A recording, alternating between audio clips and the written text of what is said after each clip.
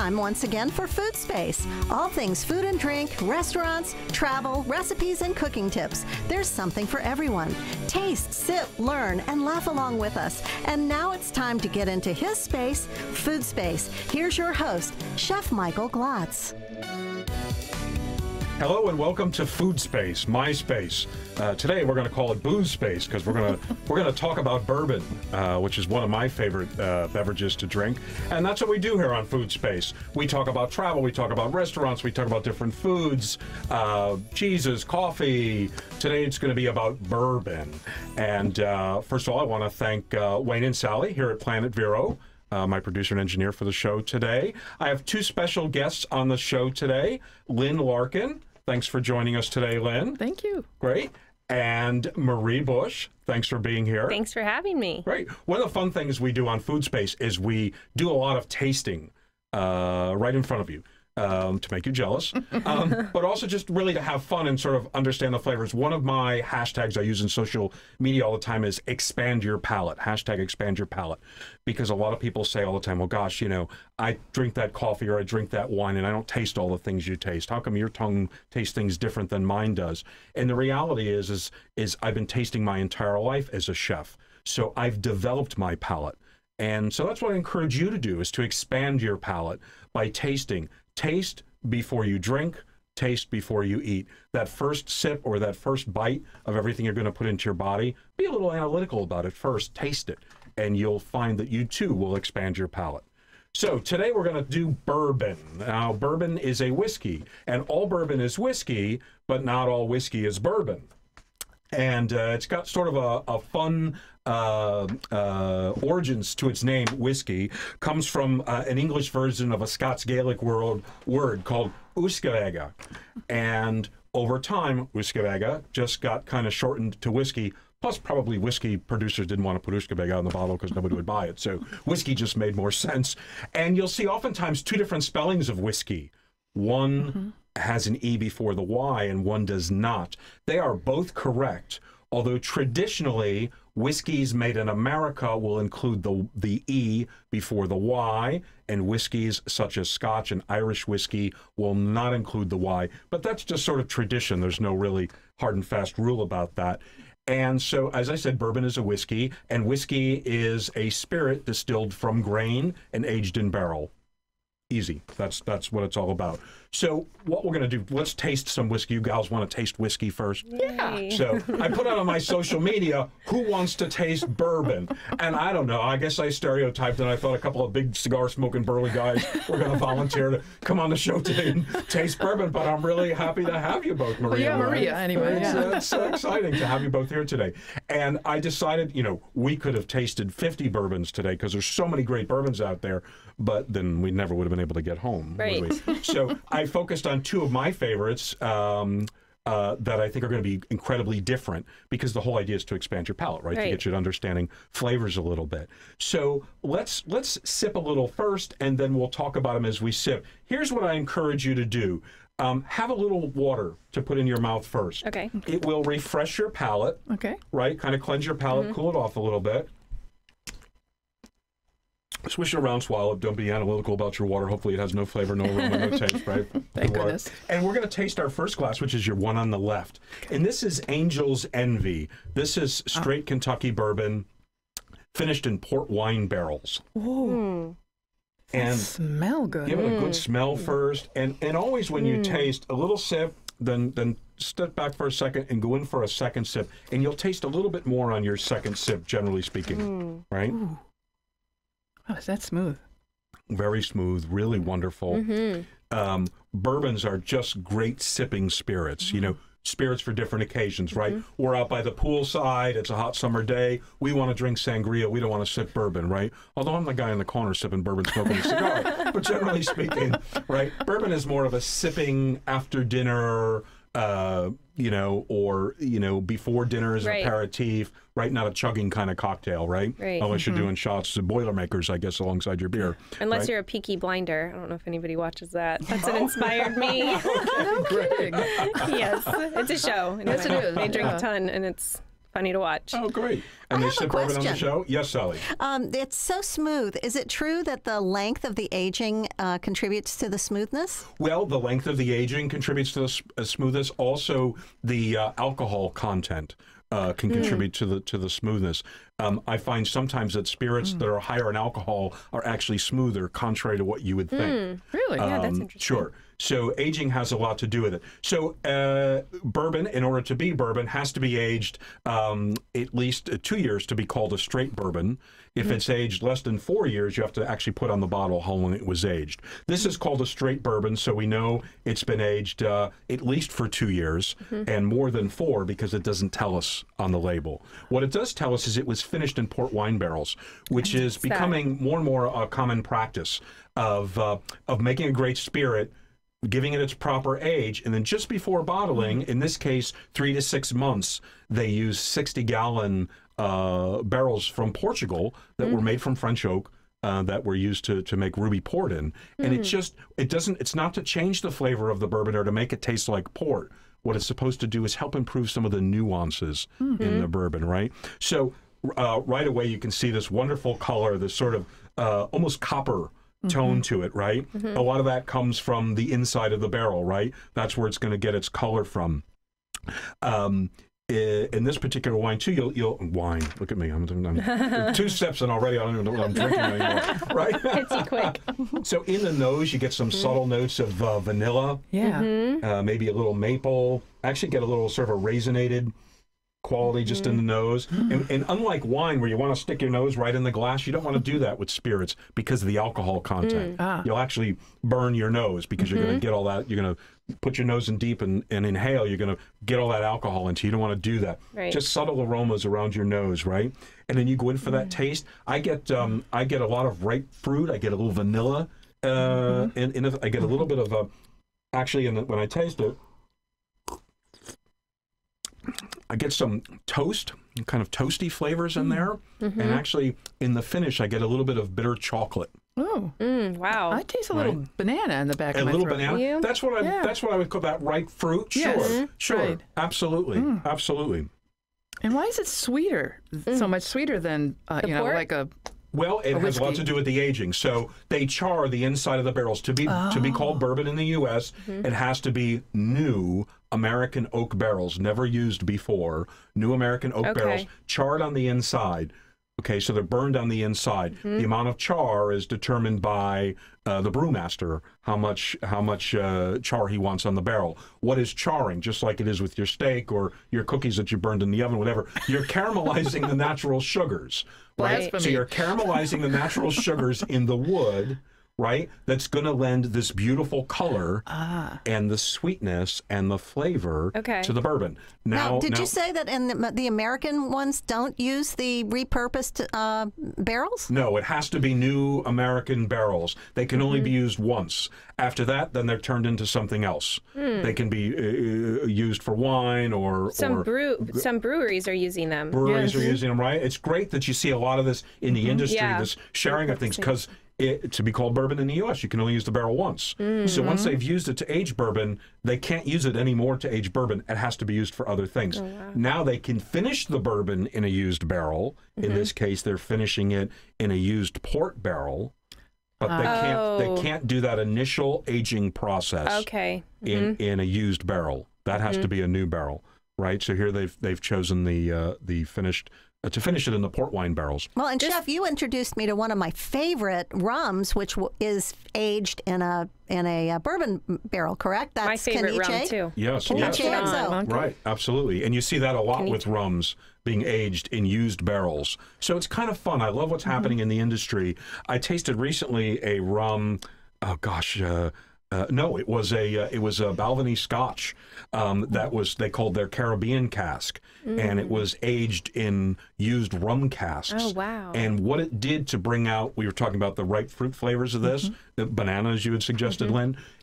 The rum casks brought out the nuances of the fruit in the Scotch. Nice. Okay, but we're not tasting Scotch. We're tasting bourbon. So back to the bourbon Sorry. table. That's right. Oh, you're talking about beer, too. Angel's Envy, great distillery in Kentucky. This is a Kentucky bourbon founded by Lincoln Henderson. Lincoln Henderson, one of the inaugural inductees into the Bourbon Hall of Fame, really one of the forerunners of Kentucky bourbon, 1938 to 2013. Right. He was, when he was with Brown-Forman, he created the brand Gentleman Jack and also Woodford Reserve, which many people know. Angel's Envy was his independent project that he went off on his own before he passed. And funny name, funny idea behind the name. So when you age the bourbon in barrel, you lose about 5% to evaporation. And in the industry, they call that the angel's share. Where does it go? Right, it goes up there into the clouds, right? It's the angel's share. Right. Lincoln named his bourbon the Angel's Envy because it was the part left behind that they really wish they had. Finished in 5% 's port not barrels, all that aging, right? Oh, yeah, they never right. got to taste the finished project. So they have their share, and we have what is the Angel's Envy. Really delicious. That's clever. Yep, that is. Great. Let's move on to taste the next one. And this is Bullet Bourbon. These are both Kentucky bourbons. And with the Bullet Bourbon, and they produce several different bourbons, this is their barrel strength, which I'm tasting for the first time. Yeah. Barrel strength or cask strength, as you may see on labels, means that it wasn't diluted. Okay, so what happens is, like with the Angel's Envy, they want a certain proof, I think it's 86.6% proof, their finished product to be the same all the time, right? So when it's done with its aging and it's finished in the port barrels, they dilute it with Kentucky limestone filtered water right to that 86.6 proof range to get exactly what they're looking for in a finished product. Okay. When you do barrel strength or cask strength, you see that on a label, it's right out of the barrel. Right out of the cask, no dilution. Tends to be higher in alcohol, and they'll vary from batch to batch. They're usually limited production. You buy this, you love it, you put it on your bar, you finish it eventually. A year later, you go buy another bottle. It's going to be slightly different. Oh, wow. Right? It's not the same all the time. So it says cask on it? Is It does. In this case, it says barrel strength right on the bottle. Oh, barrel strength. Okay. Right on the bottle, yep. And Okay. so we can actually show you right there, if it gets into focus a little bit. And it's not going to. Okay. So it did.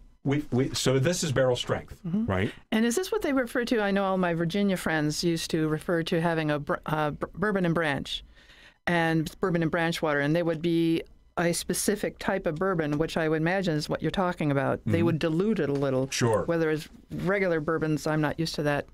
Right. So probably before cask strength or barrel strength became popular, that was probably what they did. Yeah. Was they diluted it themselves using their own particular water. Branch water, yeah. So that's really interesting. Okay. I feel like you can see a difference maybe even on the cup and the way that like it falls. I don't know, maybe because of the dilution, whether one's... Certainly the Bullet is darker in the cup than the Angel's Envy. It's more of a medium amber color than that lighter copper color, right? Well, let's go in for a sip. Caramel. That is delicious. You taste more of the I oak. like that, yeah. You get more of a sort of a sweet spice to it. Yeah. Right? Much more full-bodied. Caramel, right? I taste. Yeah. Caramel and spice. And see how it almost feels smoother and creamier in the mouth? Higher alcohol, which would make you think, right, it's going to have that burn or not be as smooth. Right. But it's really smoother and creamier. It is, in absolutely. The mouth, right? And the proof on this, so this is, let's take a quick look here. This is 122 proof. Do we have a limo driver? Significantly higher in proof than the Angel's Envy, but gosh, smooth, right? So Really good. Amazingly smooth. Yeah, really that's amazingly really smooth, good. right? Bullet was started it's actually 1987 by Thomas Bullet, whose great-great-grandfather, Augustus Bullet, was a tavern owner in 1830, and he started producing his own straight Kentucky bourbon. Wow. And he did it for 30 years, and then he was making a delivery to Louisiana or something of his bourbon, and he disappeared. Never heard from again. So his great-great-grandson, Thomas Bullet, has rebirthed the product with the same sort of frontier ideas that his great-great-grandfather used, and really fabulous. They have a couple of different bourbons. Their regular bourbon, their 10-year aged bourbon, and this one here, the cask strength. It's a paradox because I feel like you can taste, you immediately sense the higher alcohol, and yet it's smooth. I don't. Right. I don't Right. sense the higher alcohol. I don't know why. I don't. But like I Okay. can see it in the glass. It looks higher. Sure, sure. And you know what? When you're tasting food, bourbon, wine, coffee, doesn't matter. There's no right or wrong answer. It's all what it is to Right. you. What are you tasting? What are you enjoying? Right. What are the flavors you're getting, the nuances that you're getting? There's really no wrong answer. And the more you taste and be a little analytical about it, right? We go to a bar, we order a drink, you get your drink, you start drinking, you're talking to your friend, you're not paying any attention because you drink the drink all the time. You understand it, right? But when you're doing something different, sip it, taste it, be analytical, talk about it a little bit, either within your own head or whoever you're drinking with. Right. And if you do that every time you taste, everything that you taste, eat, or drink, you'll find that you too will expand your palate, which Yes. is what Food Space is all about, expanding our palate. Yes. So this is the bullet, you said? This is the bullet, right? Not related to the San Francisco Mustang cop who... No? No, not to my knowledge. It's a movie. Right? Okay. Augustus Bullet, 1830. There we go. Right? With the Angel's Envy, that is the mash bill, it's called, which is how much grain they use. To be a bourbon in the U.S. has to be at least 81%. No, I'm sorry. Has to be at least 61% corn. To be bourbon in the U.S. mash. Then they can use wheat, they can use rye, they can use barley, or any combination thereof, and any percentages they want, but at least 61% corn. So no wonder there's so much variety and taste. I didn't realize you could use so many different grains. Sure, different grains. Cool. So in the case of the Angel's Envy, they actually use 72% corn, and then they use 18% rye and 10% malted barley. With the Bullet, they don't tell us the mash bill, but they do call it a high rye bourbon. Okay. Which would make me tend to think they're probably putting in the minimum amount of corn they can to still be a bourbon in the U.S. and then blending in a lot more rye. Now, you say bourbon in the U.S. I don't know of any bourbons outside the U.S. Is that now a common thing? Well, so, gosh, we could do a whole show on bourbon outside the U.S. Not enough time to do it today. But Next show. But Yeah, sign me up again. these bourbon regulations are about bourbon sold in the U.S. Okay. Bourbon sold in the European Union or other places of the world can be, they have different laws. It can be sort of anything it wants to be. An American distiller can make bourbon and use just 40% corn and export it only. And still call it bourbon in the European Union, but he can't sell it in the U.S. or Canada as bourbon unless it's at least 61%. But they all have this great smoky taste. right, And so which that's comes from the inside of the barrel. right. So that's American, or do the other bourbon makers also do the smoky barrels? Well, that's really more American because we have the laws that really decide what it has to be, right? That's sort of And random. Why do they tell the people how to create their bourbon? I don't get it. Well, I think it kind of Right, that- I think who it kind of decided? protects it. You know, Yeah. just like well, if you're going to be in France and you're going to make Burgundy, you've Yep. got to use Pinot Noir. Yep. Right, or Chardonnay if it's white. And if you didn't know that. right, it sort of lessens the credibility of the wine. I think it's a lot the same way. Otherwise, people would be producing vodka-like product and calling it bourbon. Yes. But it's really not. So, Do you know what's a little concerning, because I'm over the top with health, is the corn. What about genetically modified corn in the U.S.? So I would say I would choose the second one with possibly less corn just for health reasons. Okay. I know that sounds silly, but that's like a big thing is everybody wants to stay away from genetically modified anything. And so corn's like the biggest thing in the U.S. So you wonder, does it translate into the product, or, you know, is this one healthier than the other just because they're using less? Well, this is our motto for today, isn't it? Right, it's all about health. Making healthy making bourbon more healthy, Yes. right? Right. So that's a really good question, Marie, that I can't answer for you. Yeah, So, right. No, but I bet we can we'll do a look little into research it. online and Yeah. find out what their sources of corn are. Well, Right. to me, having the government tell you how to make your bourbon is kind of like having an art teacher telling you how to draw a tree. Right. Bottom line is it tastes good, right? Oh, yeah, Right, it does. We have a right. libertarian on board. Oh, wait, one last question. Yes. Price points. Can you tell us that, or can you not? They're both probably in the $60 to $70 range. Okay, I believe okay. I paid for them retail here in Florida. Okay. Right, so drink better bourbon, right? Right. It's a little bit of you get what you pay for. Yes. Right. You see a bourbon on sale for $29.99. Great. Mix it with your ginger ale. Right. Right. These bourbons you want to drink neat. Yes. Yeah. Okay. Nice. Marie and Lynn, thank you for coming on the show Thank today. you so much. pleasure. That's Michael. all for Food Space for our bourbon tasting, and we look forward to you joining us on live stream again soon for another episode of Food Space. #expand your palate. Cheers. Cheers.